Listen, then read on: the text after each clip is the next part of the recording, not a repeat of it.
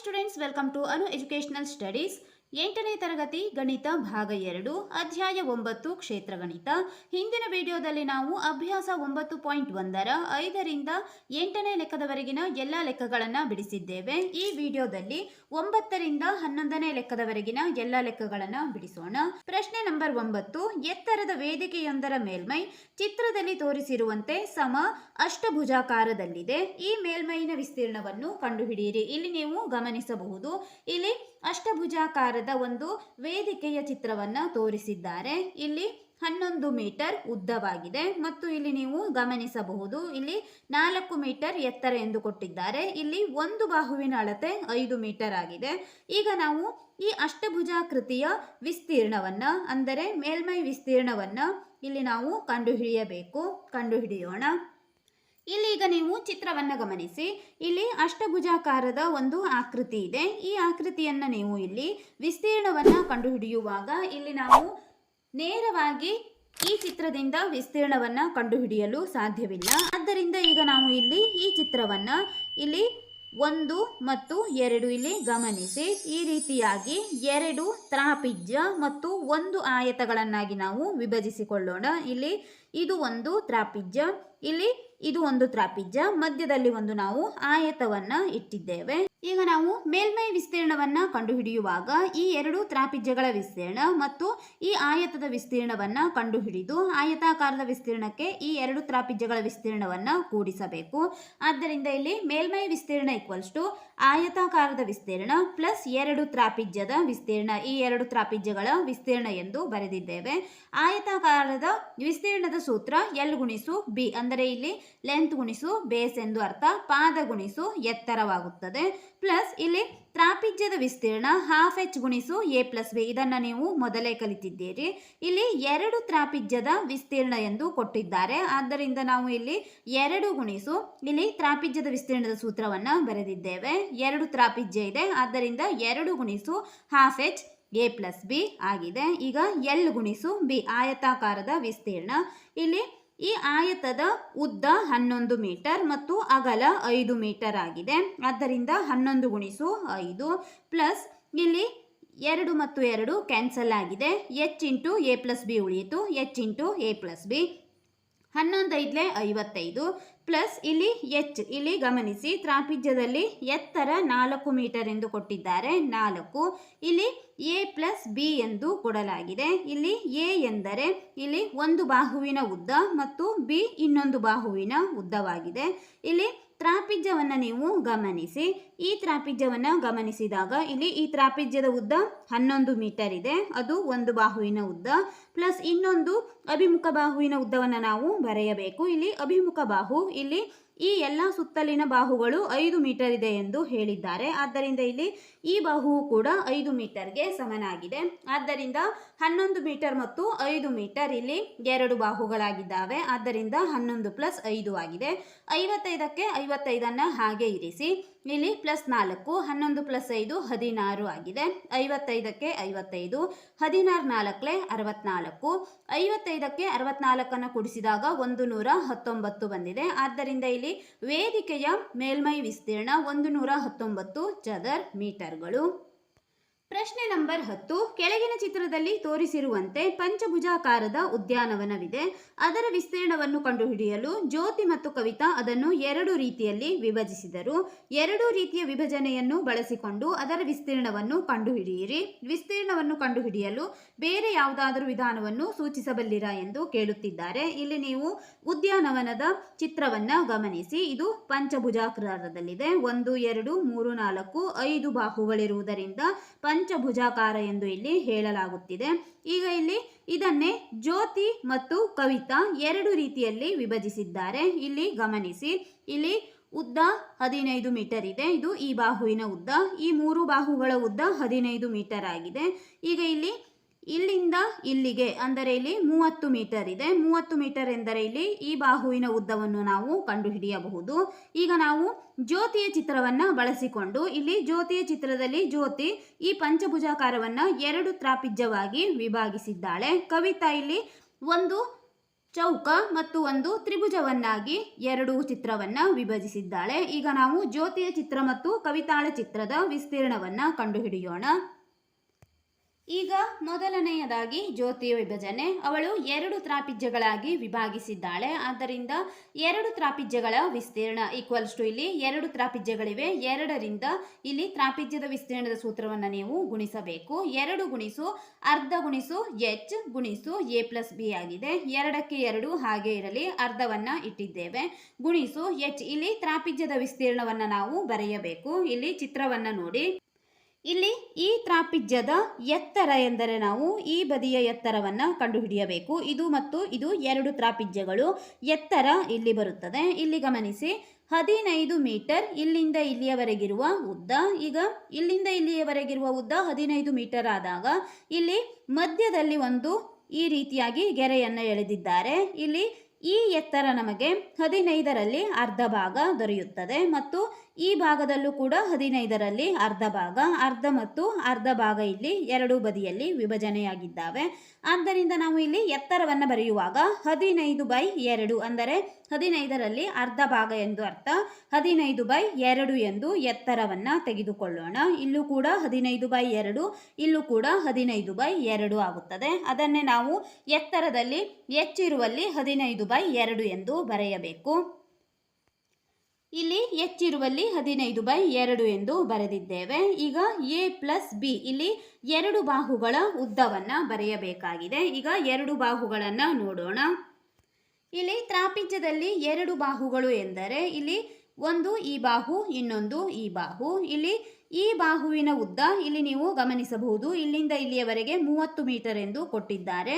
ಒಂದು ಬಾಹು 30 ಮೀಟರ್, ಇನ್ನೊಂದು ಬಾಹು ಇಲ್ಲಿಂದ ಇಲ್ಲಿಯವರೆಗೆ 15 ಮೀಟರ್ ಎಂದು ಕೊಡಲಾಗಿದೆ. ಇಲ್ಲಿ ಇನ್ನೊಂದು ಬಾಹು 15 ಮೀಟರ್ ಆಗಿದೆ. 30 ಮತ್ತು 15 ಇದು ಎರಡು ಬಾಹುಗಳ ಅಳತೆ. ಅದನ್ನೇ ನಾವು ಅಲ್ಲಿ ವಿವರಿಸೋಣ. ಈಗ 30 ಮತ್ತು 15 ಇದು ಎರಡು ಬಾಹುಗಳ ಅಳತೆ. ಎ ಪ್ಲಸ್ ಬಿ ಎಂದರೆ 30 ಪ್ಲಸ್ 15 ಆಗಿದೆ. ಈಗ ಇಲ್ಲಿ ಗಮನಿಸಿ, 2 ಕ್ಯಾನ್ಸಲ್ ಆಗಿದ್ದಾವೆ. 15/2 30 ಪ್ಲಸ್ 15 ಉಳಿಯಿತು. ಈಗ 15/2 ಹಾಗೆ ಇರಲಿ. 30 ಪ್ಲಸ್ 15 ಎಂದರೆ 45 ಬಂದಿದೆ. ಈಗ ಇಲ್ಲಿ 15ಅನ್ನು 45ಕ್ಕೆ ಗುಣಿಸಿದಾಗ 675 ಬರುತ್ತದೆ. 675 ಡಿವೈಡೆಡ್ ಬೈ 2. 2ರಿಂದ 675ಅನ್ನು ಭಾಗಿಸಿದಾಗ ಇಲ್ಲಿ ಭಾಗಲಬ್ಧ 337.5 ಬರುತ್ತದೆ. ಆದ್ದರಿಂದ ಇಲ್ಲಿ ಈ ಎರಡು ತ್ರಾಪಿಜ್ಯಗಳ ವಿಸ್ತೀರ್ಣ ಕಂಡುಹಿಡಿದಾಗ 337.5 ಚದರ್ ಮೀಟರ್ ಆಗಿದೆ. ಇದು ಜ್ಯೋತಿಯ ವಿಭಜನೆ. ಈಗ ನಾವು ಕವಿತಾಳ ವಿಭಜನೆಯನ್ನ ನೋಡೋಣ. ಕವಿತಾಳ ವಿಭಜನೆಯಲ್ಲಿ ಒಂದು ಆಯತದ ವಿಸ್ತೀರ್ಣ ಮತ್ತು ಇನ್ನೊಂದು ತ್ರಿಕೋನದ ವಿಸ್ತೀರ್ಣವಾಗುತ್ತದೆ. ಆಯತದ ವಿಸ್ತೀರ್ಣದ ಸೂತ್ರ ಎಲ್ ಗುಣಿಸು ಬಿ. ತ್ರಿಕೋನದ ವಿಸ್ತೀರ್ಣದ ಸೂತ್ರ ಹಾಫ್ ಇಂಟು ಬಿ ಎಚ್ ಆಗಿದೆ. ಇಲ್ಲಿ ಎಲ್ ಗುಣಿಸು ಬಿ ಉದ್ದ ಗುಣಿಸು ಅಗಲ ಮತ್ತು ಇಲ್ಲಿ ಪಾದ ಗುಣಿಸು ಎತ್ತರ. ಈಗ ನಾವು ಇವುಗಳ ಅಳತೆಯನ್ನ ನೋಡೋಣ. ಉದ್ದ ಮತ್ತು ಅಗಲ ನೋಡೋಣ. ಇಲ್ಲಿ ಈ ಚೌಕವನ್ನ ಗಮನಿಸಿ, ಇಲ್ಲಿ ಉದ್ದ 15 ಮೀಟರ್, ಅಗಲವೂ ಕೂಡ 15 ಮೀಟರ್ ಇದೆ. ಆದ್ದರಿಂದ ಉದ್ದ ಮತ್ತು ಅಗಲ 15 ಮೀಟರ್ಗಳು. ಇಲ್ಲಿ ಗಮನಿಸಿ, ಉದ್ದ ಮತ್ತು ಅಗಲ 15 ಗುಣಿಸು 15 ಎಂದು ನಾವು ಬರೆದಿದ್ದೇವೆ. ಪ್ಲಸ್ ಹಾಫ್ ಗುಣಿಸು ಇಲ್ಲಿ ಬೇಸ್ ಮತ್ತು ಹೈಟ್. ಇಲ್ಲಿ ನಾವು ಪಾದ ಗುಣಿಸು ಎತ್ತರ, ಪಾದ ಮತ್ತು ಎತ್ತರವನ್ನ ಗಮನಿಸೋಣ. ಇದು ತ್ರಿಕೋನ.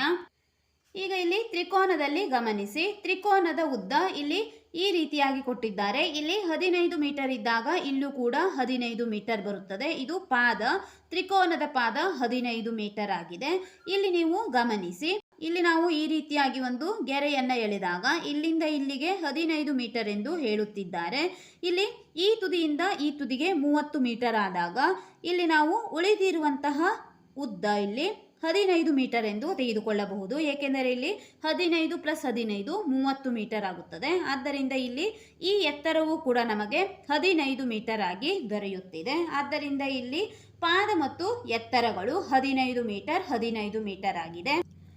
ಇಲ್ಲಿ ಪಾದ ಗುಣಿಸು ಎತ್ತರ 15 ಗುಣಿಸು 15. ಇಲ್ಲಿ 15 ಗುಣಿಸು 15 15 225. ಇಲ್ಲಿ ಗುಣಾಕಾರವನ್ನು ಮಾಡಿ ತೋರಿಸಿದ್ದೇವೆ. 15 225 ಪ್ಲಸ್ 1/2 ಹಾಗೆ ಇರಲಿ. 15 225 ಬಂದಿದೆ. ಈಗ ಇಲ್ಲಿ 222 ಪ್ಲಸ್ ಇಲ್ಲಿ 2ರಿಂದ ನಾವು ಈ ಸಂಖ್ಯೆಯನ್ನು ಭಾಗಿಸಿದಾಗ ಇಲ್ಲಿ 2 1 2 2 1 2 2 2 4 ಇಲ್ಲಿ 5ರಲ್ಲಿ 4 ಕಳೆದಾಗ 1 ಉಳಿದಿದೆ. 1ಕ್ಕೆ ನಾವು ಬಿಂದುವನ್ನಿಟ್ಟು ಒಂದು 0ಯನ್ನು ತೆಗೆದಾಗ 10 ಆಯಿತು.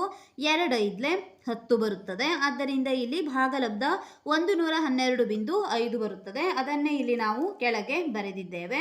ಪ್ಲಸ್ 112.5. ಈಗ ಇಲ್ಲಿ 225ಕ್ಕೆ 112.5 ಕೂಡಿಸಿದಾಗ 337.5 ಚದರ್ ಮೀಟರ್ ಬರುತ್ತದೆ. ಇಲ್ಲಿ ನೀವು ಗಮನಿಸಬಹುದು, ಇಲ್ಲಿ ಈ ಎರಡೂ ರೀತಿಯ ವಿಭಜನೆಯಲ್ಲೂ ಕೂಡ ನಮಗೆ ವಿಸ್ತೀರ್ಣಗಳು ಸರಿಯಾಗಿ ಒಂದೇ ವಿಸ್ತೀರ್ಣ ಬಂದಿದೆ. ಇಲ್ಲಿ ಜ್ಯೋತಿಯ ವಿಭಜನೆ 2 ತ್ರಾಪಿಜ್ಯಗಳ ವಿಸ್ತೀರ್ಣ ಎಂದು ತೆಗೆದುಕೊಂಡಾಗಲೂ ಕೂಡ ಇಲ್ಲಿ 337.5 ಚದರ್ ಮೀಟರ್ ಬಂದಿದೆ. ಮತ್ತು ಕವಿತಾ ಇಲ್ಲಿ ಆಯತದ ವಿಸ್ತೀರ್ಣ ಮತ್ತು ತ್ರಿಕೋನದ ವಿಸ್ತೀರ್ಣವನ್ನು ಕೂಡಿಸಿದಾಗಲೂ ಕೂಡ ನಮಗೆ 337.5 ಚದರ್ ಮೀಟರ್ ಬರುತ್ತಿದೆ. ಆದ್ದರಿಂದ ಇಲ್ಲಿ ವಿಸ್ತೀರ್ಣದಲ್ಲಿ ಯಾವುದೇ ಬದಲಾವಣೆಯಾಗಿಲ್ಲ. ಪ್ರಶ್ನೆ ನಂಬರ್ 11. ಪಕ್ಕದ ಚಿತ್ರದಲ್ಲಿ ತೋರಿಸಿರುವಂತೆ ಛಾಯಾಚಿತ್ರದ ಒಂದು ಚೌಕಟ್ಟಿದೆ. ಅದರ ಹೊರ ಅಳತೆ 24 ಸೆಂಟಿಮೀಟರ್ ಗುಣಿಸು 28 ಸೆಂಟಿಮೀಟರ್ ಮತ್ತು ಒಳ ಅಳತೆ 16 ಸೆಂಟಿಮೀಟರ್ ಗುಣಿಸು 20 ಸೆಂಟಿಮೀಟರ್.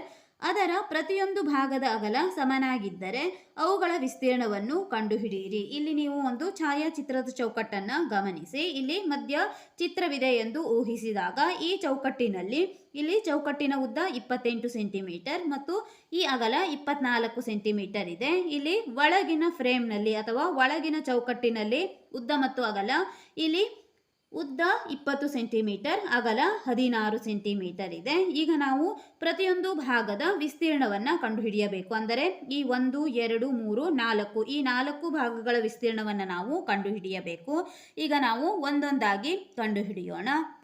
ಇಲ್ಲಿ ಮೊದಲನೆಯದಾಗಿ ಛಾಯಾಚಿತ್ರದ ಚೌಕಟ್ಟಿನ ಅಂಚುಗಳು ಪರಸ್ಪರ ಲಂಬವಾಗಿರುತ್ತವೆ ಎಂದು ನೀವು ಬರೆಯಿರಿ. ಏಕೆಂದರೆ ಇಲ್ಲಿ ಚಿತ್ರದಲ್ಲಿ ಗಮನಿಸಬಹುದು, ಇಲ್ಲಿ ಈ ರೀತಿಯಾಗಿ ಲಂಬದಲ್ಲಿ ಇರುತ್ತವೆ. ಇಲ್ಲಿ ಈ ಎಲ್ಲ ಮೂಲೆಗಳಲ್ಲೂ ಕೂಡ ನೀವು ಲಂಬ ಕೋನವನ್ನು ಪಡೆಯಬಹುದಾಗಿದೆ.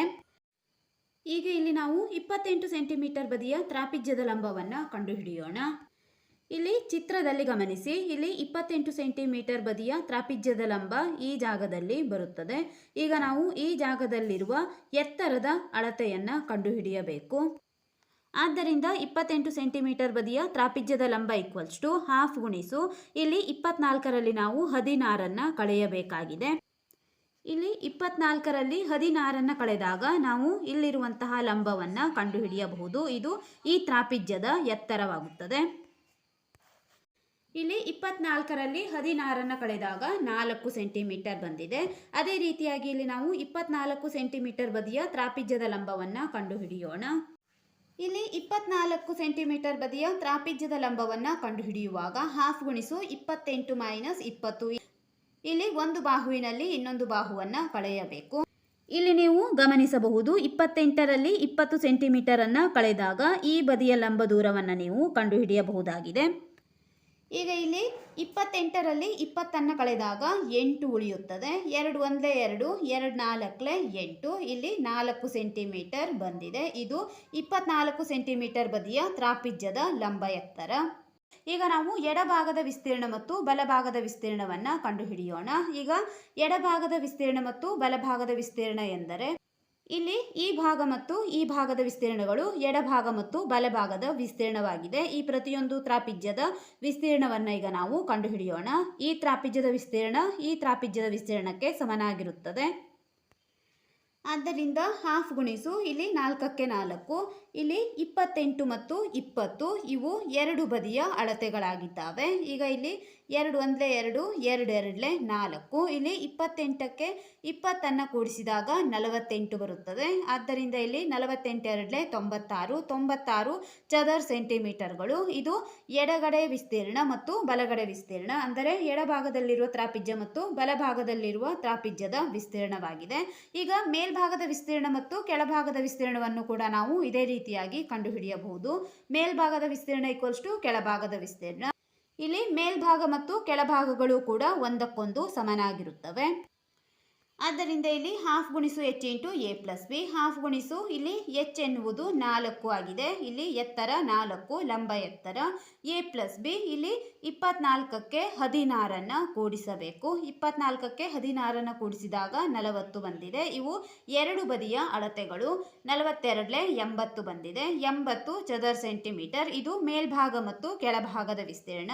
ಆದ್ದರಿಂದ ಇಲ್ಲಿ ನೀವು ವಿಸ್ತೀರ್ಣವನ್ನು ಬರೆಯುವಾಗ ಇಲ್ಲಿ ಮೊದಲನೆಯದಾಗಿ ಎಡಭಾಗದ ವಿಸ್ತೀರ್ಣ 96 ಚದರ ಸೆಂಟಿಮೀಟರ್ ಅಥವಾ ಸೆಂಟಿಮೀಟರ್ ಸ್ಕ್ವೇರ್. ನಂತರ ಇಲ್ಲಿ ಅದರ ಪಕ್ಕದ ವಿಸ್ತೀರ್ಣ ಅಂದರೆ ಮೇಲ್ಭಾಗದ ವಿಸ್ತೀರ್ಣ ಇಲ್ಲಿ 80 ಸೆಂಟಿಮೀಟರ್ ಸ್ಕ್ವೇರ್.